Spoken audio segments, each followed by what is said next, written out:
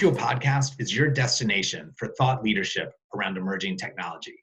Each week we drop 2 episodes. The first is an interview with a VentureFuel visionary.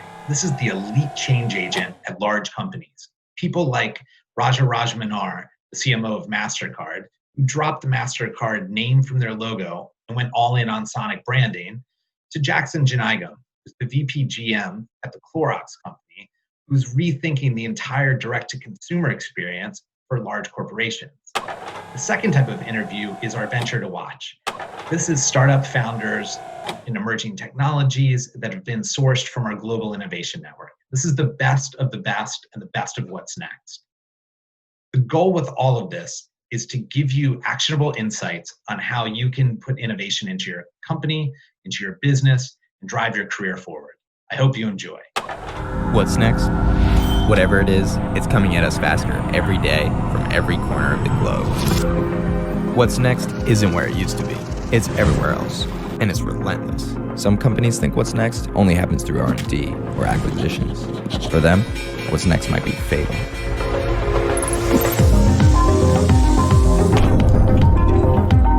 The most innovative companies are partnering with startups to do more with less, to hack problems, and to unlock growth. The most innovative companies turn to VentureFuel to solve their corporate challenges with innovative solutions. Our global innovation network includes over 500 leading venture capitalists, universities, accelerators, and angel investors. Heck, even our scouts have scouts, which is why at any given time, we have eyes on up to 2 million vetted startups around the world. But you don't care about 2 million startups. You care about the ones that can solve your problem, which is why we don't give you lists. We deliver custom vetted solutions. So whether you want to transform innovation across your company, or solve an immediate challenge with tangible results, or simply discover what's possible, VentureFuel helps you inject innovation to stay ahead of the pace of change. What's next? What's next is now. Hello, everybody, and welcome to a very special episode of the VentureFuel podcast. On today's show, you'll notice that we are in a tricked-out virtual studio, which was created by Live CGI. I am interviewing the co-founders, Amanda Weiss-Rowley and Mark Rowley. Live CGI was recommended to me by one of my favorite VCs in the world on a check-in call that we do around what's next. And the very same day came up as I was interviewing Matt Arden of the NBA 2K League, who used Live CGI to build their virtual studio. Matt is one of our VentureFuel visionaries to watch, and he recommended this team to us, and we've been looking into it and been extremely impressed.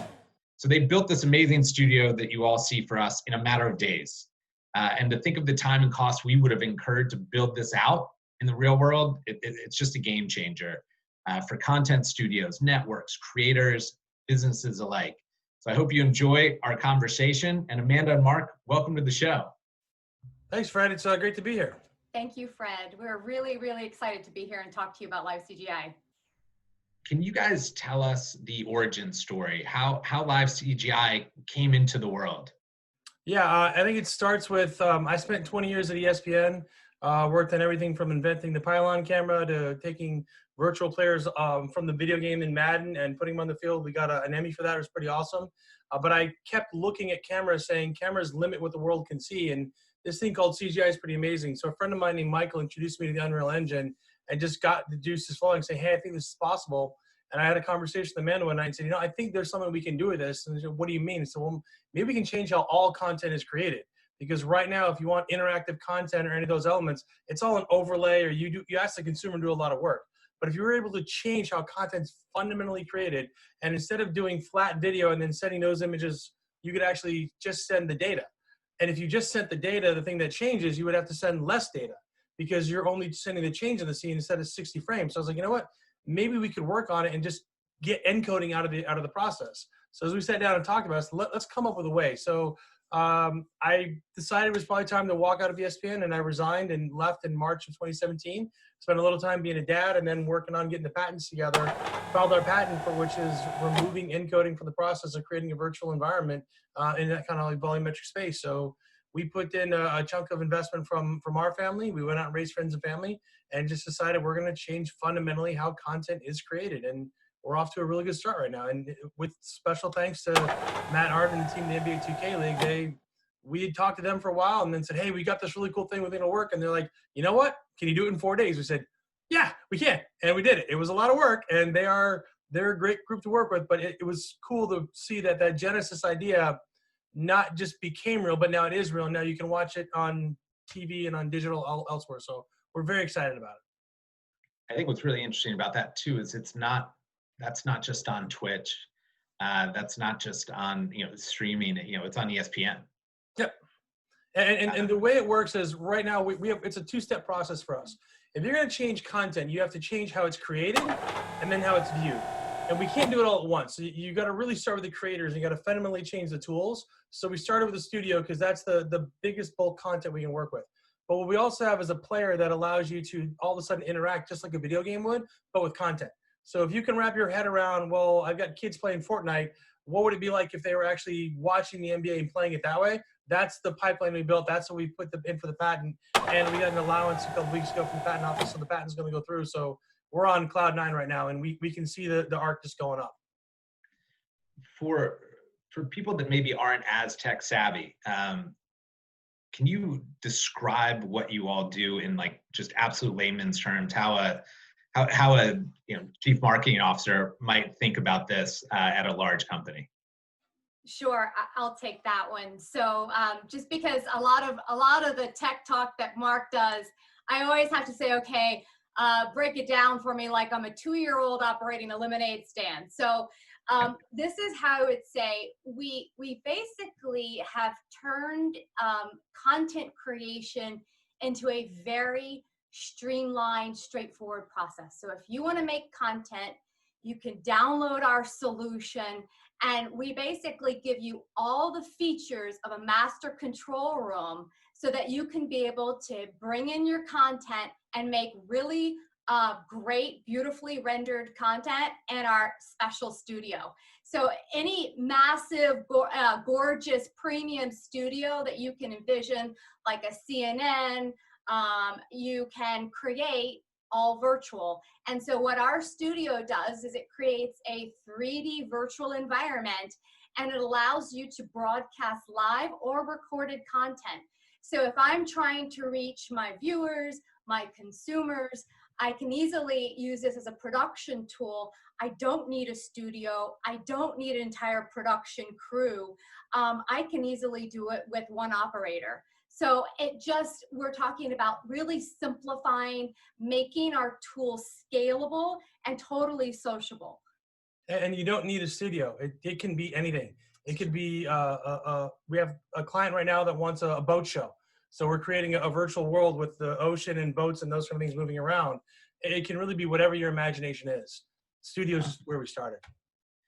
It's really interesting. I was on a panel yesterday, and they had created a studio, and it was a real studio that people were going back and forth, but only a couple of people could go at a time. They spent the first 20 minutes of this panel talking about how hard it was, and all I could think of was you guys, that we were creating a studio together that is 10 times, it looks 10 times more expensive and more fancy, and it was all done virtually.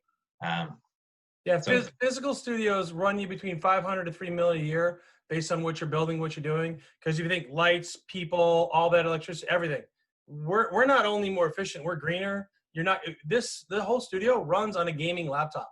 The one that we ran with the NBA was bought at Best Buy, just for clarity. Like literally, there was a computer problem, so we went to Best Buy, bought a computer, rolled it down in, dropped it in a guy's apartment, and you're off and running.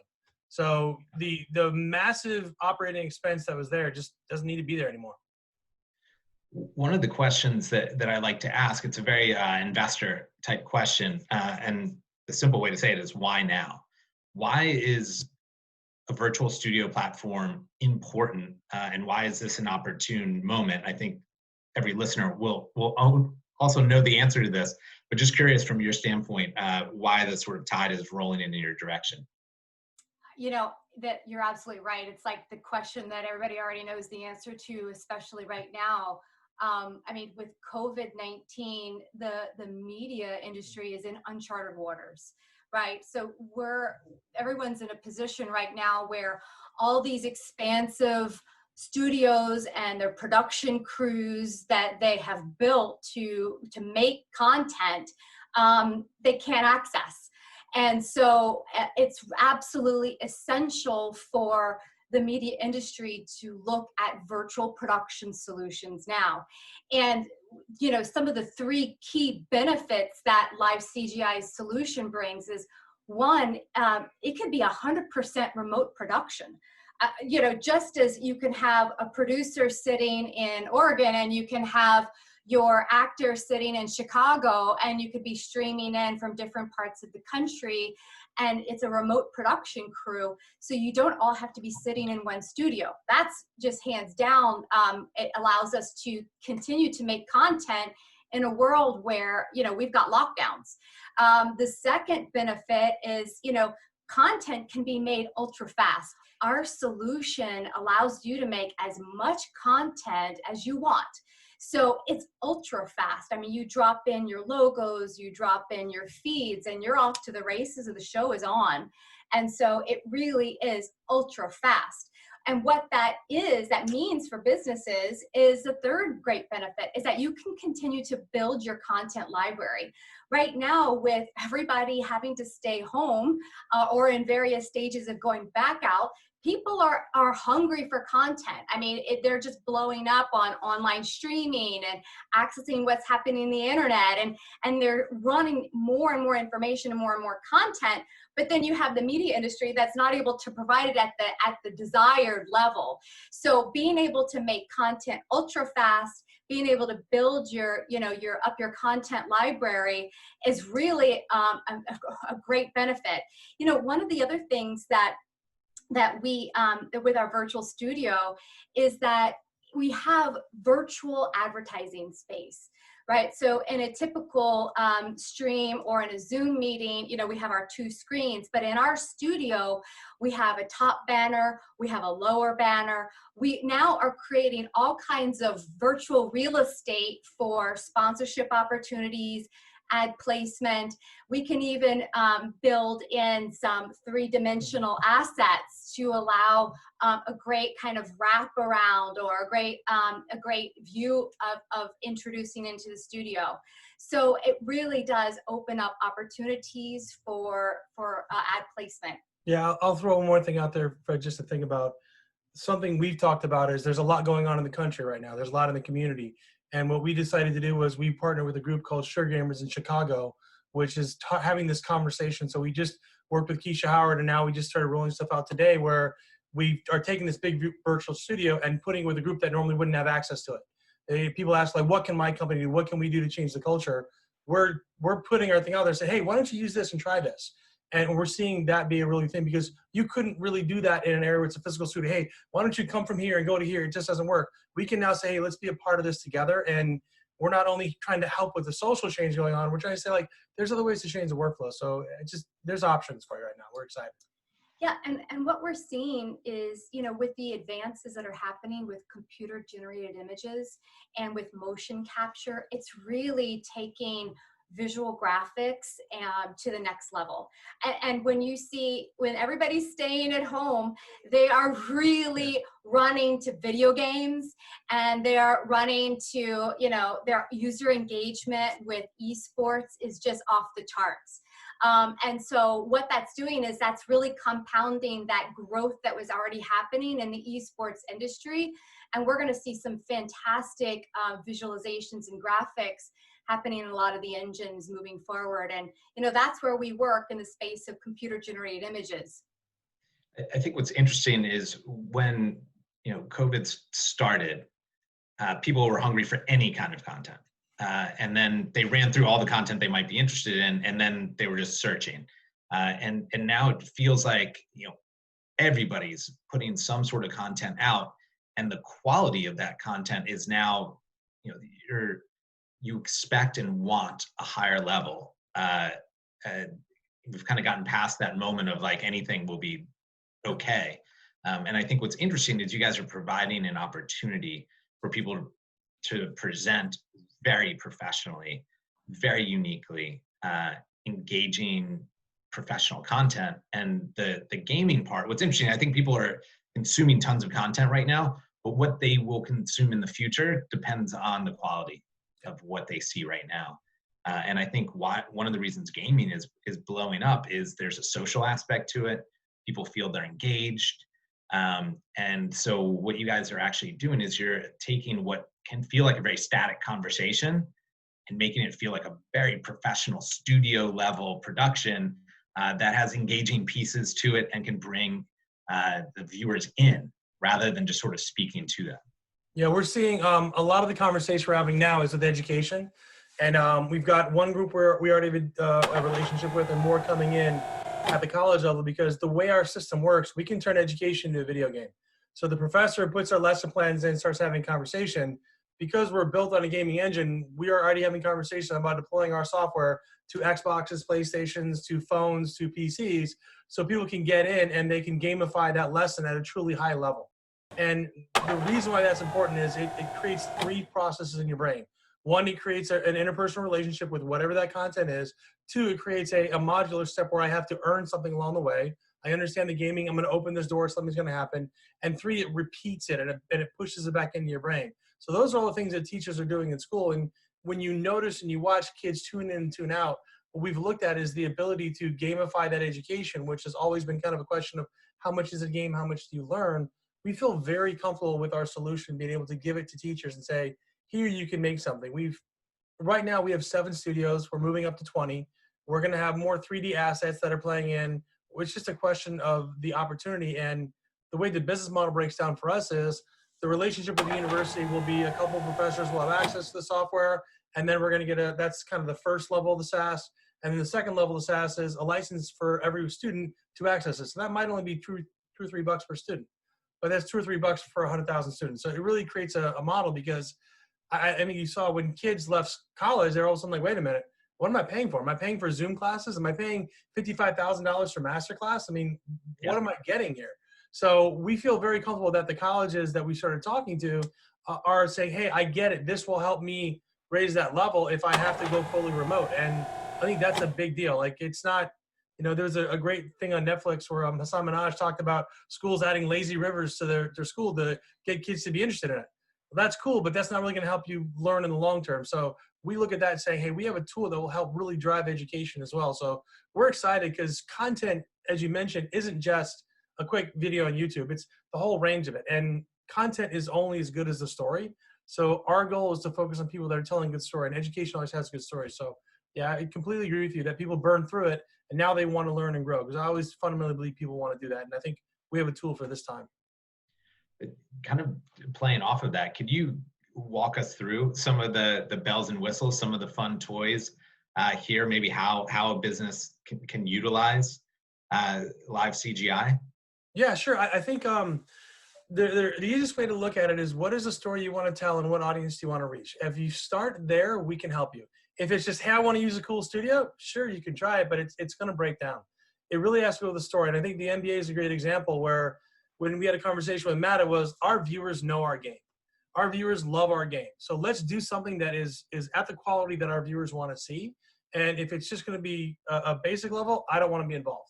And they pushed us, and it was uncomfortable. We had to try and figure out what would work, and we put some elements there. We came back the first time, like, that's cool, but it's not there yet. Third time, okay, I got it. Now we're there. We were able to learn what they wanted, and I'm glad we did that, because we learned and we saw the respect that the entire NBA 2K League has for their fans. And that was really cool to see that process. So it's fun to be able to see that we all hold the viewer in such high regard, because the viewers ultimately, that's how the churn of the business goes.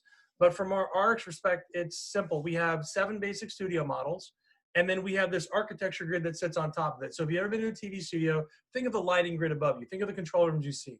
We virtualized all of that, and then we can take that and put that grid in every type of box we want. So whatever it is you want to be in a virtual temple, we'll put you in a temple. You want to be in a studio, we'll put you in a studio. But it's the fundamentals that make all that stuff work, and it works with these really, really, really high-class devices like this. So it works on an Xbox controller. It works on a keyboard. We also use a Stream Deck. It's very simple to use, and I think that's what's really helped us ramp up and getting people to speed is, wait a minute, all I need is an Xbox controller, and I can run the studio? Yeah. There's, instead of a board where, if you've seen the TV switcher, there's 80,000 lights on it and only 20% are used, you don't need that. So we cut rid of a lot of stuff. And at first, the first director conversation was, hey, hang on, I want all these options. You really don't need all those options. So we're gonna lop about 80% of it out and go with the core 20% that you use actually 80% of the time. And that came from a lot of my experience in TV shows and producing and sitting there with the technical director going, why are we not using these buttons? So we've created that option that allows it to be simple. So we come in and say, what is the story you want to tell? What is the supporting material you want to push? What do you want to share? And what do you ultimately want the fan to experience? So is it, hey, I want to have 5 streams of different going on from Twitch? Do I want to have a lesson plan? For example, with VentureFuel, do I want to say, here are the top companies to look at, here's the top 3, here's why. We actually have a group now that wants to have virtual bar charts come down out of the ceiling. So we're going to give them a virtual bar chart option. All those kind of things are there. And we have about an 18-month pipeline of what we're building. So what's happening now is when someone comes in, so far no one's come in with something that we didn't have in the pipeline. So whenever they come in, we say, okay, well, that was going to be 14 months out. We'll move that up now, get that done for you now. So we're working with our clients to help us continually build out that software so we can ultimately just say it's a SaaS download, drop, and go. Right now, we still have a little bit of customization because we're a startup. That's why we're here. Who are your dream clients? So you mentioned education. Obviously, you've got eSports as well as traditional, media content players. Curious where you guys are focusing. Sure, Fred, I'll talk to that point. I mean, you mentioned eSports and colleges. Like, because of the demographic and the nature of the young adults who are into eSports and into video games, it's our most natural fit with a CGI broadcast, right? So it's an audience who's already used to those graphics because they play video games. So we look at that as being an easy market for us to get our hold on, and as well as a market that's rapidly growing right now, just globally before the pandemic, and now really just taking off with what's happening with the pandemic. And so we're starting there. We're focusing on eSports leagues. We're focusing in on colleges and eSports teams in colleges. Traditionally, colleges might not have the budget to spend the $500,000 to $3 million to build out a full studio. They're also responding to a big need for and a request and demand for students to want to pursue careers in eSports. And so they're building the curriculums, and our tool really allows them to leverage that at a very cost-effective way and be able to deliver some pretty high-end graphics. I love it. So you mentioned the pipeline, and maybe this ties into it. What's next for you all? What are you most excited about? Some sort of innovative, future-forward initiative that you're working on that we can share with our listeners? Yeah, I think the next thing that we're excited about, and I keyed on a little bit with colleges before, is the opportunity to really change how people make content. What we're doing, we believe there's a fundamental moment coming in time. And whenever you're an entrepreneur, you take a big risk. What's your big risk? What's your big get that's going to change the industry? We believe that encoding is going to go away, which is what slows down video process, but it also enables it right now. By moving to CGI, the quality of the CGI will surpass that of the camera. There's a lot of people that don't believe that. That moment will happen, though. You can look at the arc.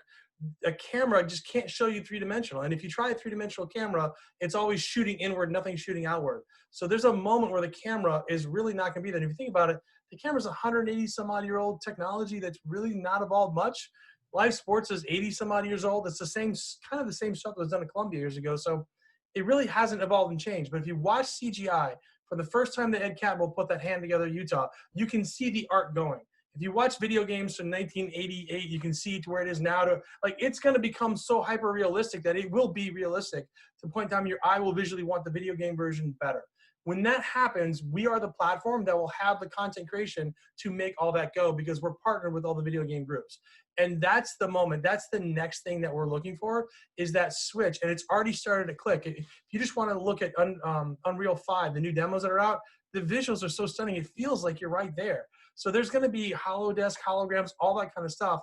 But really having the ability to make that content is key, because right now there are 3 million phones that can do augmented reality, and no one can really make live content for it because you have to make all these special tools. Well, we can make it live right now in AR. So there's 3 million devices we can hit. And those are the ways, if you go in CGI, you can do it. So we have a great chance for reach, a great chance for opportunity. We can simultaneously distribute to TV, PC, VR, AR, and mobile all at once. And we can do it all with 1 second latency. That's something that no one else has right now. And we feel very comfortable about it because of what we've been pushing and what we've been building. So that moment is going to be coming. We're already starting to see it break now. But if you want to say, I want to be a part of the content platform that's going to be there for the next time people are sitting down trying to figure out there's a lot of content they want to watch, or for the time that people want to get access to it, that's the intellectual property we filed, and that's the stuff we got the allowance for the patent. So we're really excited about being in that space and being a leader out there. And I think it's going to start with education and esports. Those are the 2 areas where we see people saying there's a sea change that we have to adopt and go with. And yes, COVID pushed it, but it was already going in this direction. You could already see it happening. But right now, the 2 areas that have a massive amount of change are esports is going up and education is fracturing. So we want to get into that fracture, help seal it up, and really say, okay, we can help you keep training people, keep growing, because I think being a part of a community and being helpful in the community, those are big things we want to do. And our player part of that is really a big piece to it. So yeah, we're excited. A little, trying to tone it down here. I don't want to jump up and down because I get in trouble for that. But yeah, I'm really jacked. It's been a passion, and it's fun to watch it go and be like, hey, people get it. Like, they see it. Like, we got a call. It's like, hey, I need to have a studio with a new sale. Like, no problem. Boom, boom, done. Like, it was really like, instead of saying, let's just change the logo, it's here's a whole brand new studio. Done. And literally we sent it out one day, and then the guy called me. He was like, hey, it looks good on the air. And I'm like, oh, I didn't even realize it happened. Like, it's just done. Like, it happens so fast now that it shakes your head, because when I was at ESPN, this stuff would take me 6 months to make a whole new studio build. Now I can do it in 30 minutes and then push it through QA in an hour. It takes longer to go through QA than to build. Like, that's just a whole mental process that never existed. Like, it is longer to QA something than actually build it sometimes. That is just awesome to be in a world where you can do anything at the snap of your fingers. Well, Mark, Amanda, thank you so much. This has been great. For people that want to find out more information on Live CGI, where should they go? livecgi.com. Yep, come on to our website, or you can always email Mark and I, Amanda at livecgi.com, Mark Rowley at livecgi.com. Awesome. Well, thanks again. This has been great. Thank you so much, Fred. Thanks for the opportunity, Fred. Thank you. Take care. Take care.